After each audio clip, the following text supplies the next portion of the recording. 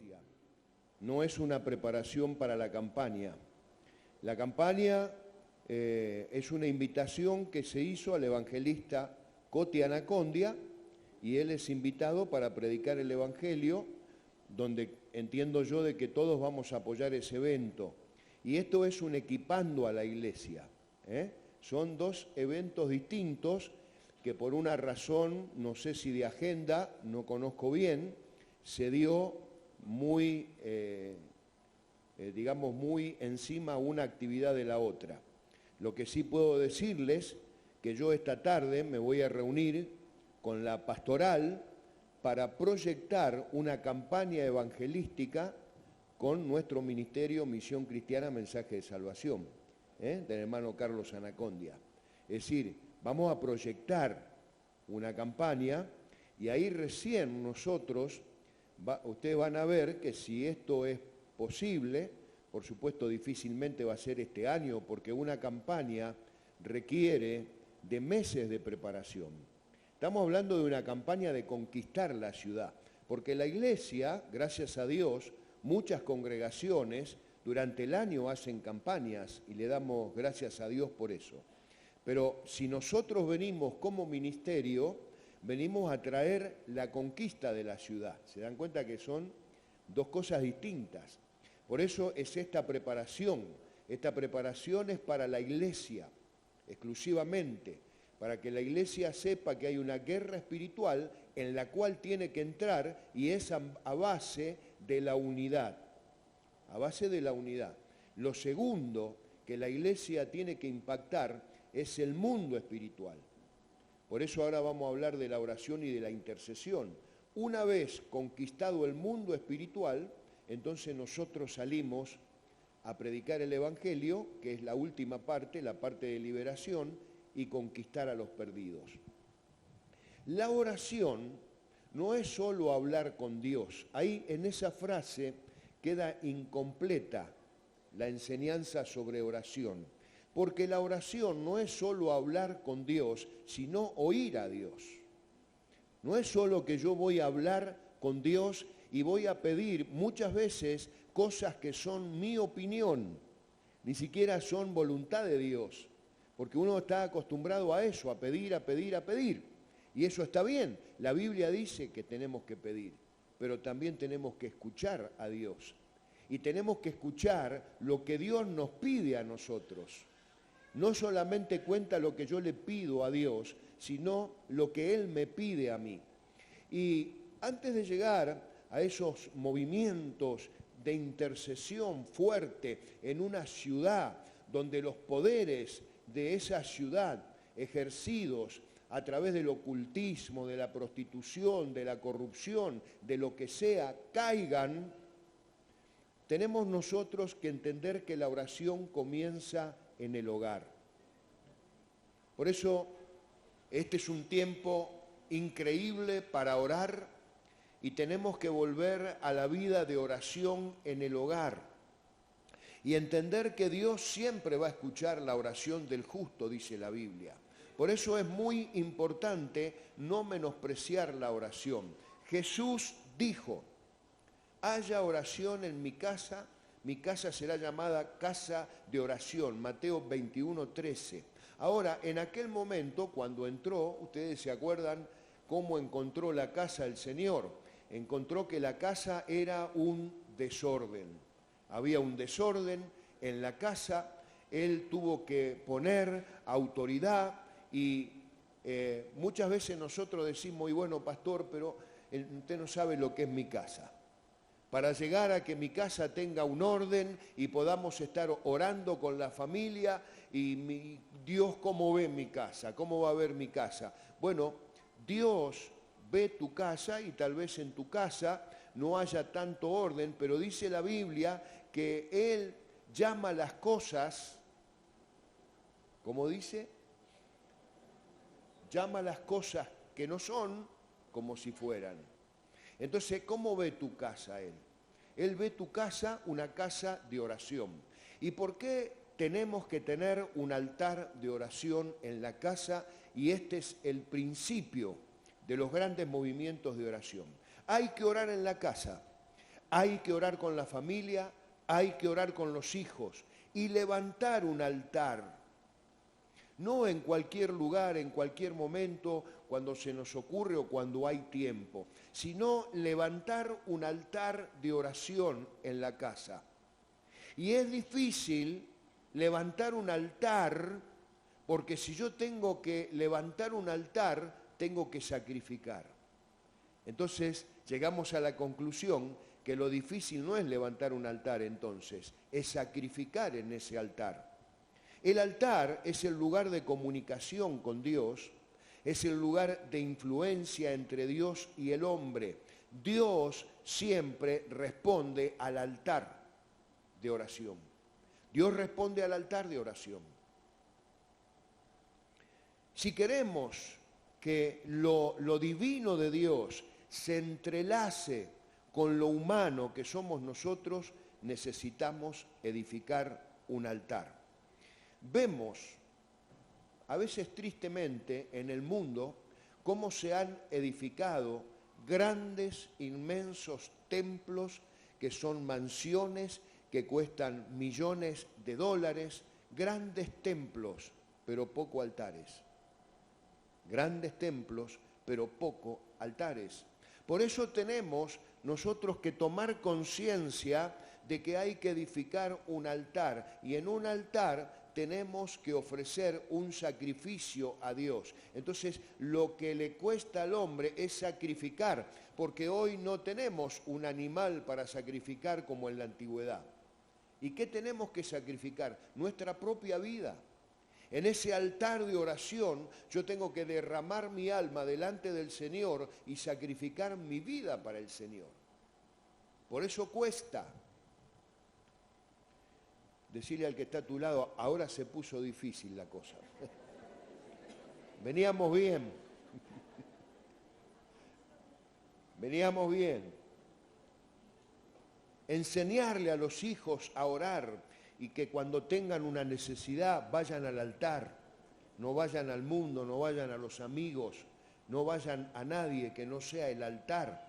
No hay arma más poderosa que la oración. Si queremos ver entonces esa manifestación del Espíritu Santo, ese avivamiento de intercesión, tenemos que comenzar con el altar de oración en la casa. Y tenemos muchas cosas, pero lo realmente importante para el creyente es tener un altar de oración, ese lugar de comunicación con Dios. Hay una película que a mí me impactó, que seguramente muchos habrán visto, que se llama Cuarto de Guerra. La vieron, ¿verdad? A eso me refiero. A eso me refiero. El altar no tiene que ser algo elaborado. No tenemos que estar buscando un lugar tan especial. Puede ser en cualquier lugar de la casa, puede ser en cualquier lugar de la iglesia o de la oficina. Pero tenemos que estar delante de Dios y empezar sacrificando adoración a Dios. En ese altar tenemos que comenzar a adorar a Dios, porque adorar es orar. Cuando aquí está el grupo de alabanza y está en la parte de la adoración, esa adoración es oración a Dios. Y a veces sin darnos cuenta estamos media hora adorando a través de canciones, pero estamos orando, porque adorar es orar. En ese altar recibimos nosotros la manifestación del Espíritu Santo. En ese altar vamos a recibir el mensaje que necesitamos, las respuestas de Dios. En ese altar vamos a recibir el alimento y el sustento del Espíritu Santo, porque yo tengo que salir a la calle. Anoche hablaba el evangelista Jorge de salir y predicar el Evangelio. En todo momento que nosotros nos encontramos en la calle, tenemos que estar dispuestos a entregar el mensaje del Señor. Pero si primero no recibí el alimento espiritual, voy a estar en debilidad cuando vaya a la puerta. ¿Se acuerdan como decía el profeta Joel? Entre el altar y la puerta. En el altar estamos recibiendo de Dios y en la puerta están los matrimonios destruidos, los drogadictos, las prostitutas, la gente que se pierde sin Cristo. Entonces yo no puedo salir en debilidad. Necesito tener la fuerza de Dios. Necesito tener el equilibrio y la coherencia ministerial. No puedo estar todo el tiempo en la puerta y nada en el altar, como tampoco puedo estar todo el tiempo en el altar y nada en la puerta, porque si oro y después no actúo, no pongo mi fe en acción, tampoco es bueno. En ese altar entonces vemos a los perdidos venir a los pies de Cristo. El Espíritu Santo, decíamos anoche, es el que convence de pecado. Nosotros, trabajando en liberación, hay dos cosas importantes que debemos entender. Luego en la otra parte voy a hablar de liberación.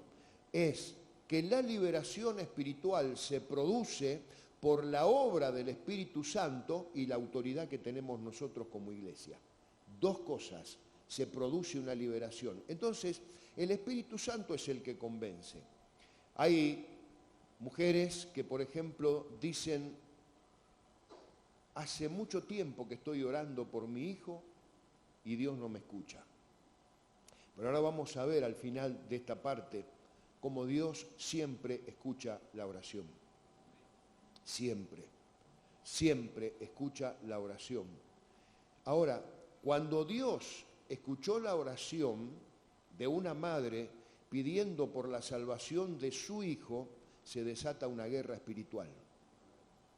En esa guerra espiritual, como la madre comenzó a orar, el Espíritu Santo entra en acción, no antes de la oración, sino después de la oración. Es decir, que hay que orar para que el Espíritu entre en acción. ¿Saben por qué? ¿Acaso el Espíritu Santo no quiere salvar a la gente?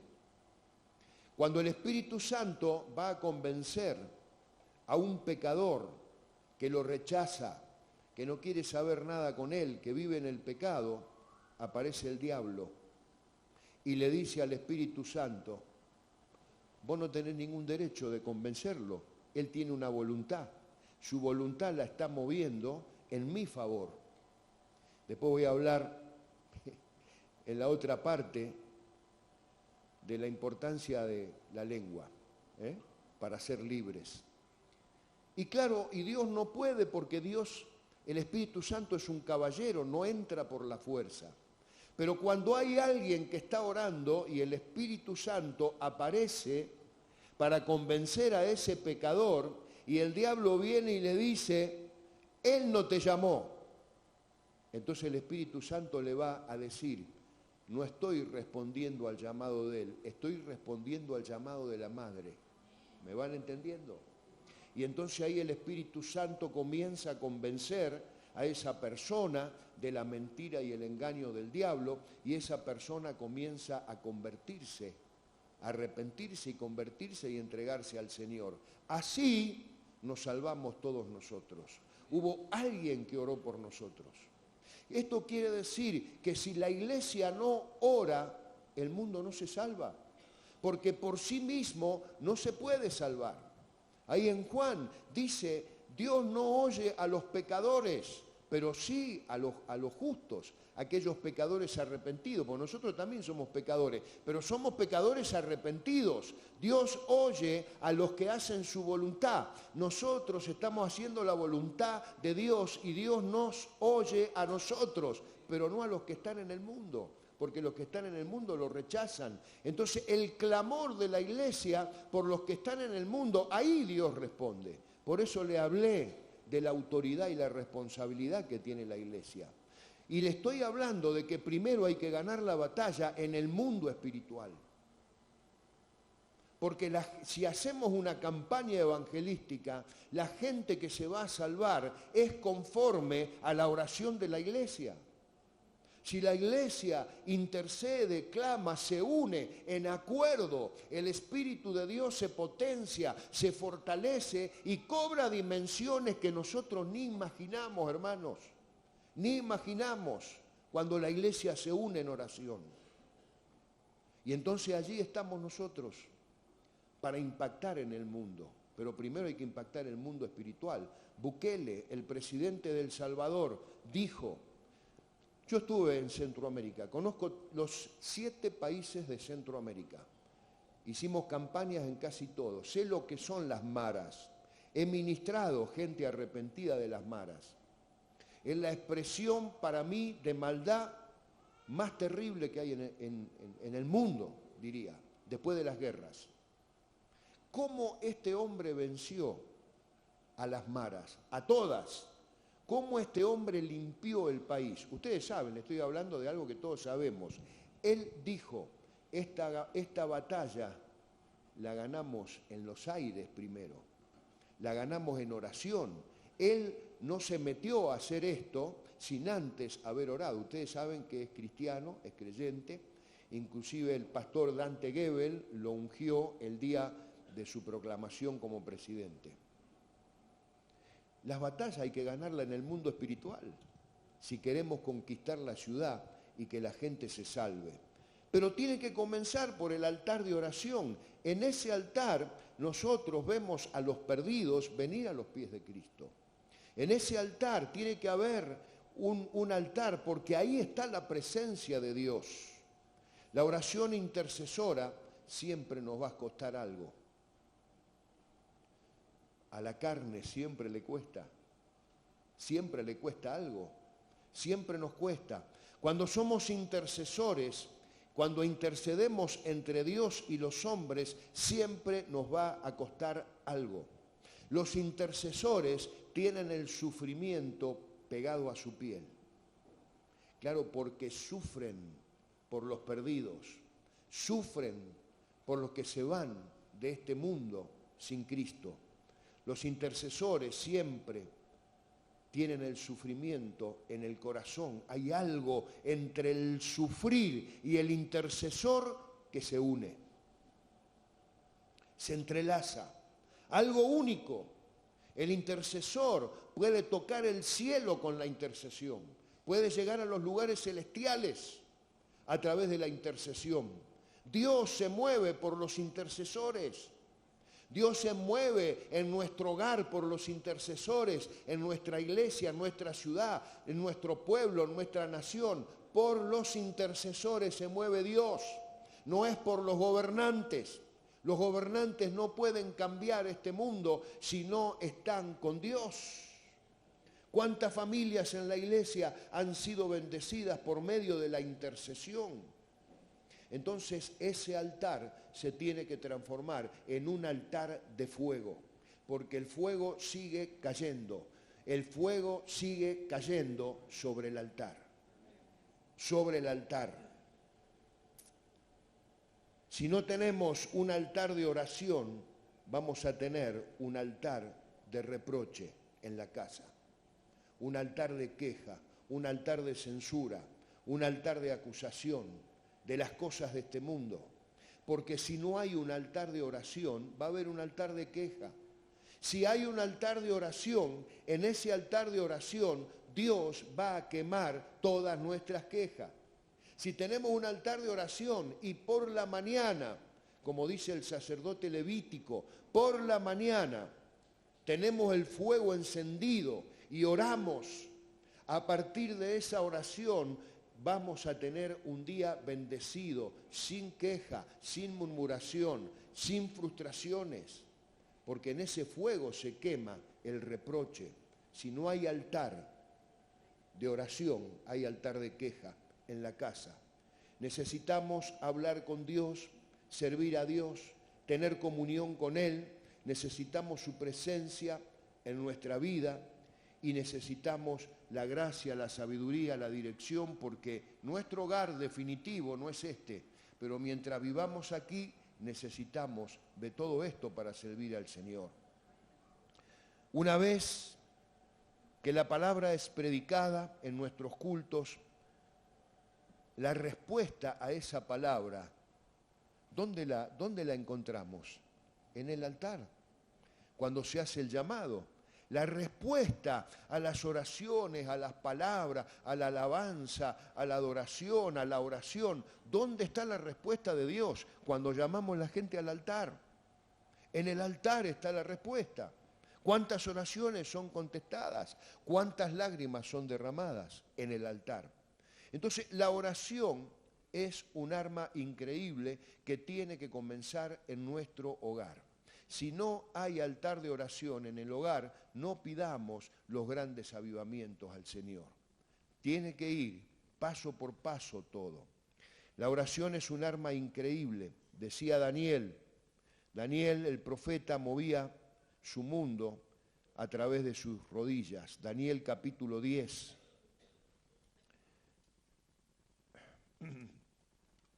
Dice, no temas, le dijo el Señor, porque desde el primer día que dispusiste tu corazón a entender y humillarte, en la presencia de tu Dios fueron oídas tus palabras y a causa de tus palabras yo he venido. Brevemente, quiero ver aquí por lo menos 4 puntos de lo que significa la oración. Porque también la iglesia tiene que volver a ser relevante en la sociedad. No podemos nosotros ver los movimientos del ocultismo donde la gente concurre porque la gente tiene una necesidad y nos tenemos que preguntar, ¿la iglesia ha suplido esa necesidad para que sigan yendo a los brujos, a los curanderos, a los hechiceros? Si decimos que la iglesia tiene la autoridad, la iglesia tiene que ser el ente que regule a la sociedad. Y el modelo es Cristo, eso lo tenemos claro. Entonces, tenemos que volver a ser la conciencia de la sociedad. La sociedad tiene que mirar a la iglesia y tiene que mirarla como la posibilidad única de recuperar todo lo que la sociedad perdió. Y la sociedad tiene que mirar a la iglesia y tiene que sentir el peso del pecado en su corazón. La conciencia de la gente tiene que ser movida por la iglesia.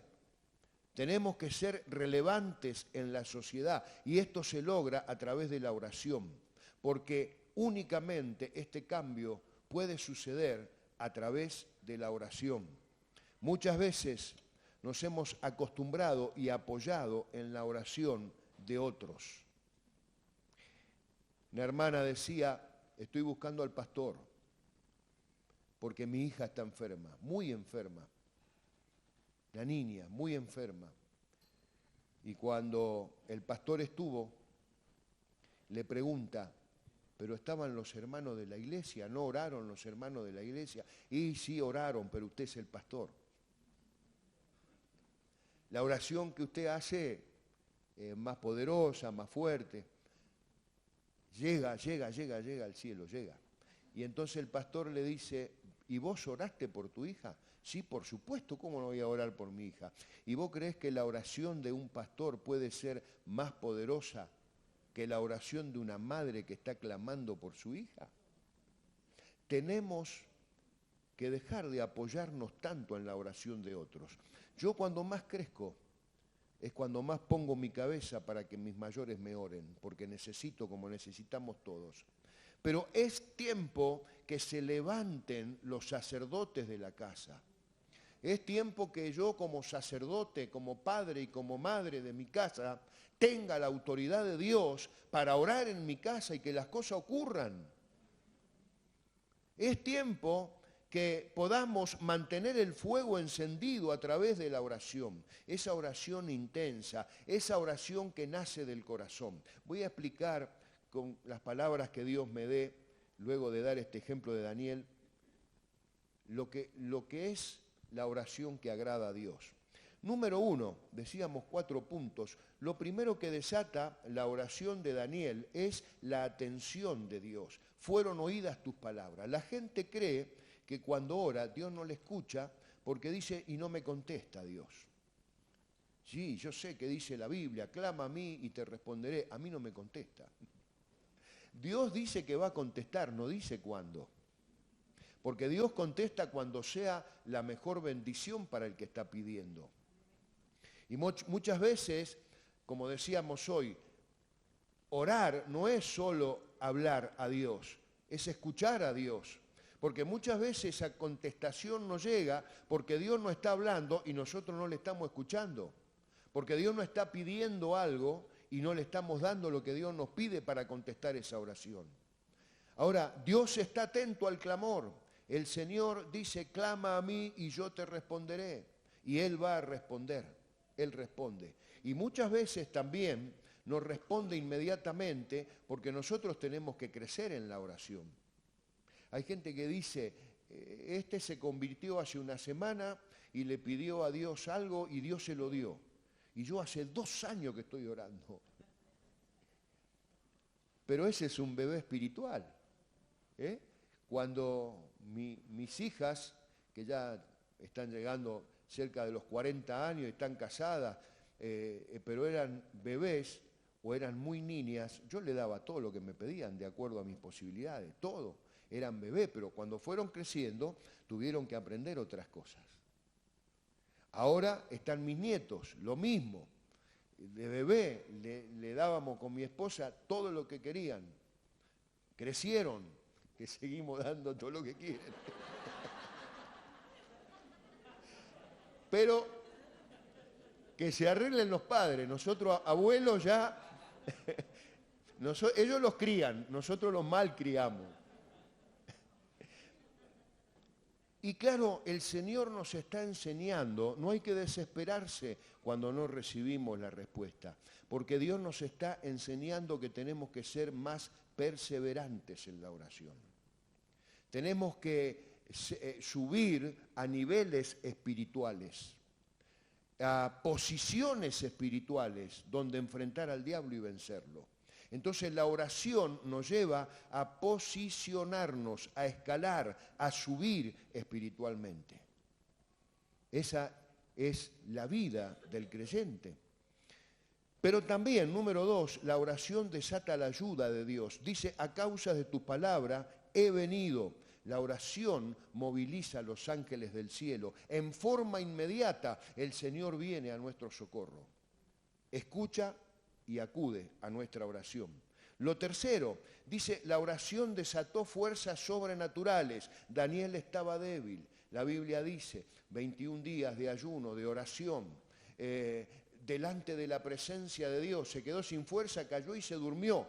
A tal punto que el Señor tuvo que tocarlo 3 veces para que se levante. Pero cuando se levantó, fue con nuevas fuerzas. Quiere decir que lo que renueva nuestras fuerzas es la oración. Y número 4, lo que hizo la oración es traer revelación e información de lo que iba a suceder en el futuro. Entonces, el cielo dio la orden, y te lo digo en forma personal y particular, a cada uno, el cielo dio la orden. Dios escuchó tu oración. Dios ya acudió a tu oración. Dios te está dando nuevas fuerzas. Y Dios te va a dar la revelación de lo que estás esperando. ¿Amén? Bien. El secreto del avivamiento en una ciudad, en una nación, es la oración y la intercesión. La verdadera intercesión, ahora voy a explicar con el pasaje de 2 de Crónica lo que es la oración y lo que es la intercesión.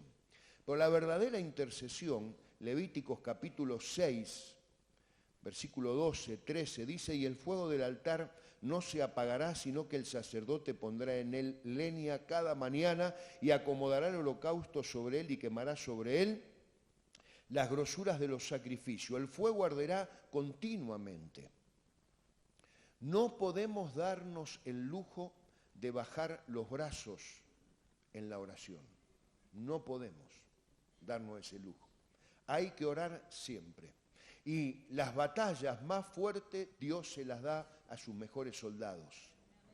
Entonces, si yo soy un intercesor y soy un soldado y un guerrero del Señor, no puedo bajar los brazos. Desde el principio de nuestro ministerio, Dios nos hizo notar, a través del hermano Carlos, que la intercesión profunda era parte vital en la victoria espiritual. parte vital. Estamos hablando de esa intercesión que nace del corazón. Estamos hablando de esa intercesión que nace de ver el sufrimiento de los perdidos. Estamos hablando de esa intercesión que nace de ver la angustia de la gente que sufre. Si no vimos eso, no podemos decir que hemos pasado por la verdadera intercesión. Si no vimos el sufrimiento de la gente, todavía no conocemos lo que es la verdadera intercesión. Si nosotros mismos no hemos sufrido el dolor, el efecto que produce el dolor, no solo en nosotros, sino en los que nos rodean, el efecto, el dolor que, por ejemplo, surge de un matrimonio que se está destruyendo, de un matrimonio cristiano que se está separando. Si yo no he sentido dolor por eso, no puedo entender lo que es la intercesión. Porque eso es la intercesión, es el dolor, no el dolor y la compasión que tenía Jesús. No podemos llegar a ese punto. ¿Saben por qué? Porque moriríamos. Si tuviéramos la compasión que Jesús tuvo, nuestro corazón explotaría. No estoy hablando de eso, pero sí estoy hablando de lo que humanamente el Señor nos permite soportar. Es una oración de quebrantamiento, porque muchos dicen, pero ¿qué vas a hacer? ¿Te vas a tirar en el piso llorando desesperadamente, derrotado, vencido, en cambio de levantar los brazos, alabar? No, no es una oración de derrota, es una oración de quebrantamiento. ¿Y sabe por qué es una oración de quebrantamiento? Porque ahí el Señor está quebrantando la autosuficiencia, el orgullo, los sueños personales que muchas veces no son de acuerdo a la voluntad de Dios. El Señor nos está enseñando que nosotros mucho tiempo nos hemos mantenido en lo bueno que tenemos. Y lo bueno que tenemos, que es bueno, pero nos ha mantenido en un confort. Y nunca vamos a llegar a lo nuevo de Dios, porque muchas veces lo bueno que tenemos impide que lo nuevo de Dios entre en nuestro corazón y en nuestra vida. Es una oración de quebrantamiento. La oración que agrada a Dios es la oración de Lucas capítulo 18, versículo 10 al 14.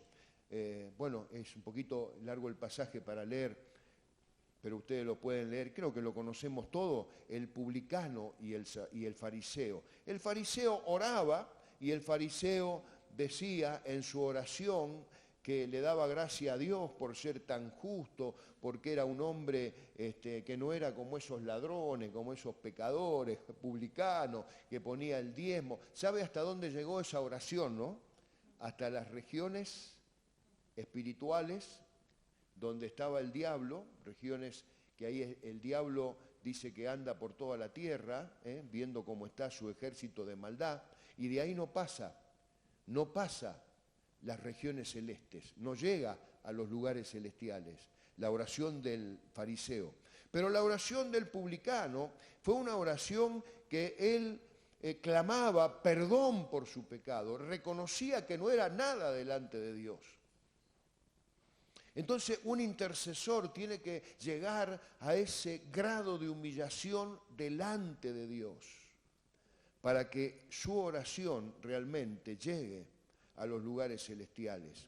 Muchas veces hemos creído que el secreto de la verdadera intercesión es el tiempo que estamos intercediendo. Y yo he estado en todo tipo de oración y en todo tipo de intercesión y he tenido mucha experiencia.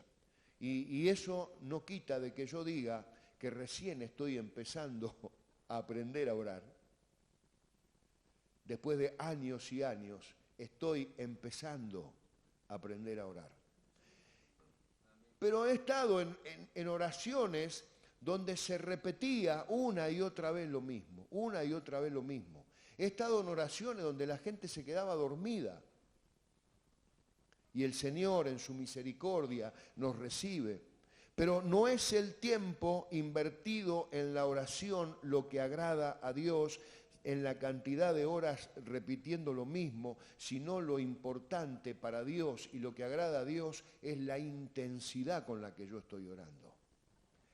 Dios sabe cuando la oración sale de mi corazón, como Ana, que no se escuchaba palabra, oraba con el corazón. Entonces, lo que quiere Dios es la oración del corazón, humillados delante de Dios. Y no podemos dejar de nombrar 2 de Crónicas 7:14 cuando hablamos de la oración. Si se humillare mi pueblo sobre el cual mi nombre es invocado y oraren y buscaren mi rostro, se convirtieren de sus malos caminos, entonces yo oiré desde los cielos, perdonaré sus pecados y sanaré la tierra. Pero vamos a la parte de la oración y de la intercesión. Dice acá de la oración y la búsqueda del rostro de Dios. ¿Cuántos son intercesores? Levanten la mano los que son intercesores. Varios.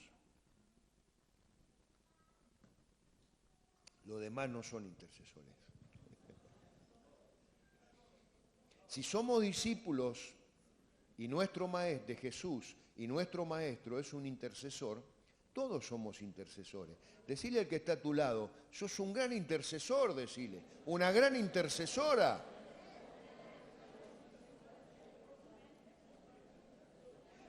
La oración, si mi pueblo orare,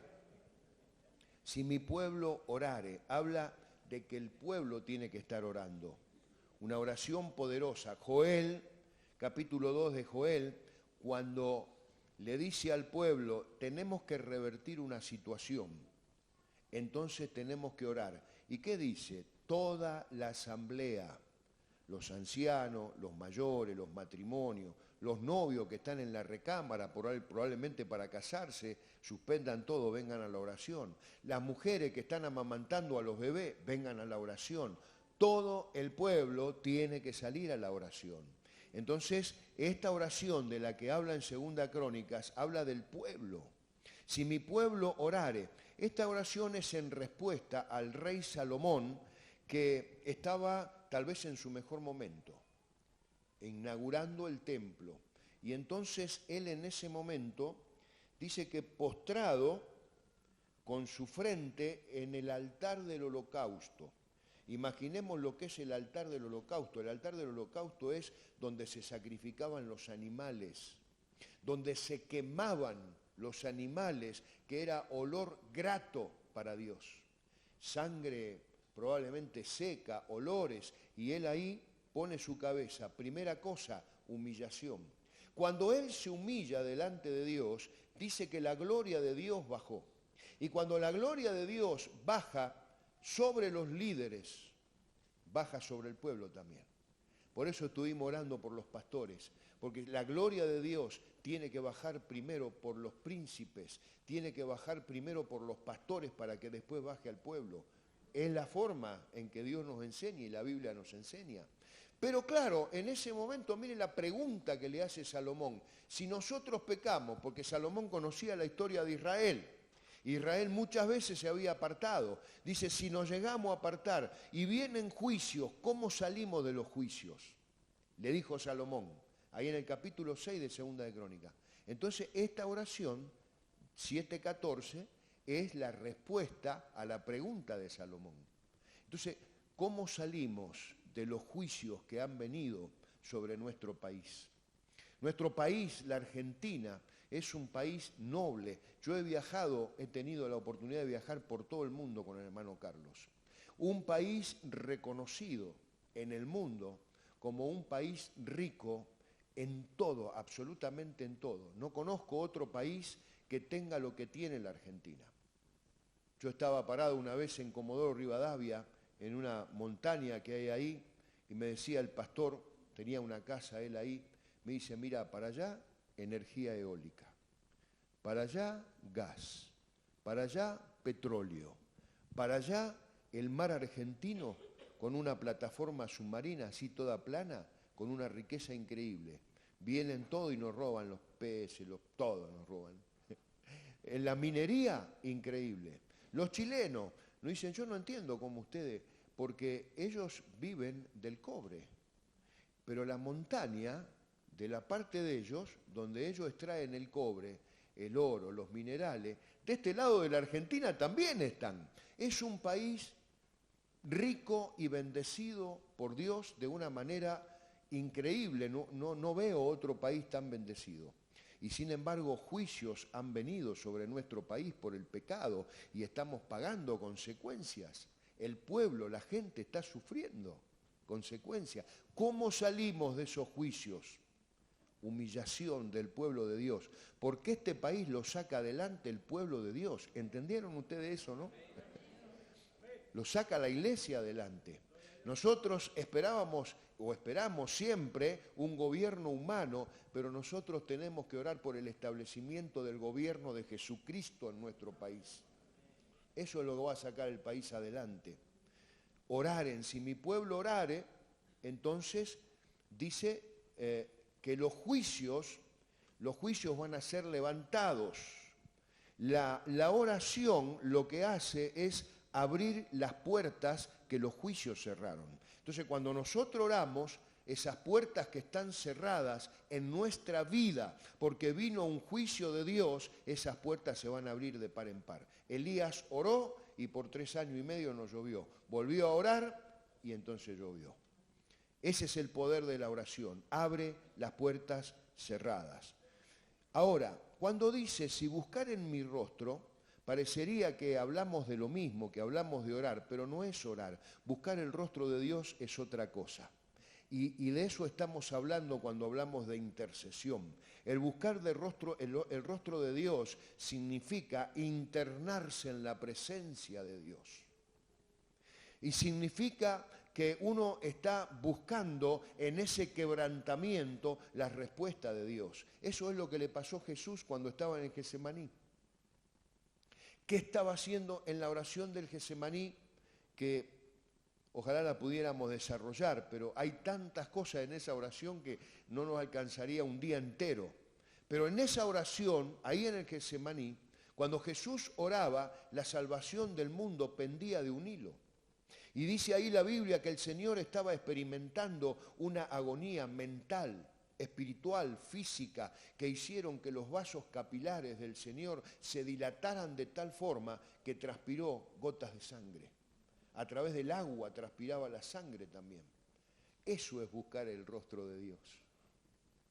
La experiencia del Getsemaní, creo yo, que es un campo de batalla, es para todo cristiano. Es necesario que ese proceso lo pasemos todos los cristianos, porque ahí Dios va a comprobar quiénes son aquellos que pueden tener la victoria en el terreno espiritual. Él transpiró esas gotas de sangre buscando el rostro de Dios. Si no pasamos por esta experiencia, créanme que en algún momento tenemos que prepararnos porque la vamos a pasar. Si la estás pasando, no te bajes de ese proceso, porque ese es un proceso que está diseñado por Dios. Es una prueba que está diseñada por Dios, no es un problema. Hay muchos problemas, muchas cosas que vienen a nuestra vida y nosotros decimos, qué prueba que estoy teniendo. Me levanté a la mañana y tenía la goma pinchada. Qué prueba, Dios mío. Eso no es una prueba, eso es un problema. Una prueba es un proceso en la vida. Es muy diferente. Y entonces ahí Dios está tratando con nuestro temperamento, está tratando con nuestra autosuficiencia, con nuestro carácter, porque Él quiere llevarnos a posiciones más elevadas. Entonces hay un gran movimiento de oración y de intercesión y de unidad que se está gestando. Pero todo comienza, hay un punto de partida. Por eso no desmayemos, no dejemos que el Espíritu Santo nos siga ministrando aún las 24 horas del día y sigamos adelante con la oración. Decile al que está a tu lado, aliento siervo, aliento sierva. Podemos hacerlo.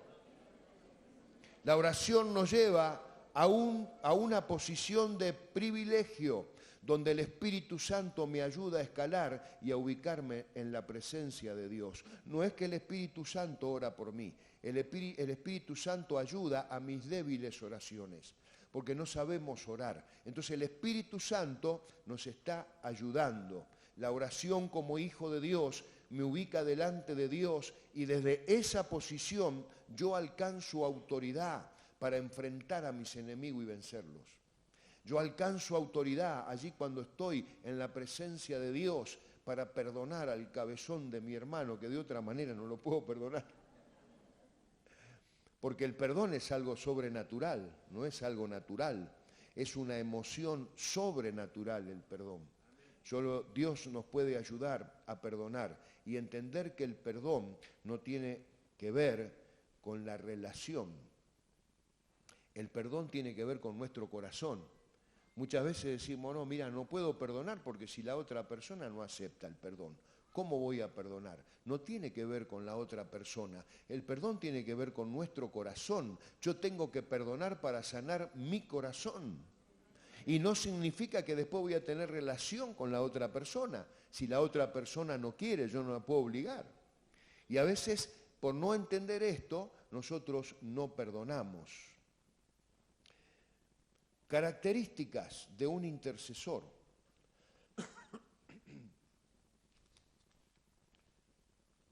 Características de un intercesor, y con esto terminamos. Imagínense usted que hay para hablar de la oración tantas cosas, ¿no? Pero hasta aquí estamos bien, descansamos 10 minutitos, 5, y luego concluimos con la última parte, que es la parte de liberación. Las encuentro en Esther. ¿Por qué en Esther? Porque Esther es una mujer, en primer lugar, que supo sujetarse a Dios y a las autoridades. Yo encuentro mucha gente que dice ser intercesor y dice, yo me sujeto a Dios, pero después no se sujeta a nadie más. Hay que estar sujeto a Dios, claro, por supuesto que sí, pero también a las autoridades ministeriales que Dios puso sobre nuestra vida como cobertura espiritual. ¿Qué encontramos? ¿Qué características tenía Esther? La humildad, además de la sujeción. La humildad, la docilidad, confiable. El intercesor tiene que ser confiable, porque el intercesor, Dios le va a hablar en forma directa, y el intercesor tiene que saber cuándo tiene que hablar lo que Dios le dice. El intercesor va a ser consultado con cosas privadas que no puede divulgar, que tiene que guardar como secreto de confesión. El intercesor tiene que ser prudente. El intercesor tiene que tener un gran amor por lo que Dios le manda a interceder, un gran amor por su pueblo, un gran amor por la iglesia, por su familia. El amor siempre tiene que estar presente en un intercesor. Y tiene que tener el carácter del Cordero, como decíamos anoche, el carácter de Jesús. Porque cuando viene la paloma, tiene que posarse la paloma, símbolo del Espíritu Santo, sobre el Cordero. Porque el Cordero tiene estas características que nosotros estamos nombrando.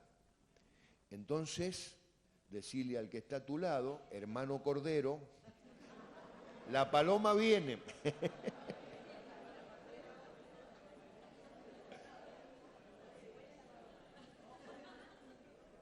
Y si vuela la paloma, porque hay una cabra dando vuelta por ahí.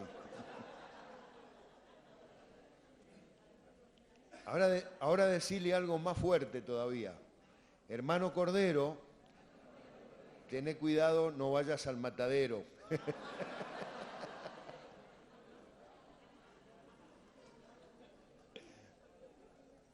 La intercesión es la base para ganar las batallas espirituales. Realmente cuando la iglesia comienza a interceder, el diablo no puede tocar la iglesia. La iglesia no va a terminar en derrota, no va a terminar en fracaso, la iglesia va a terminar en victoria. Una iglesia vencedora, victoriosa, poderosa, es la que Dios está levantando este tiempo y lo está haciendo a través de la intercesión. Pero vieron los pasos, lo que hay que sacrificar primero. No es que vamos a ponernos a orar y que ya Dios va a mandar toda la bendición. No, esto lleva tiempo, lleva sacrificio, y cuando entramos en oración, entramos en lucha espiritual, hay situaciones adversas que vienen que tenemos que superar.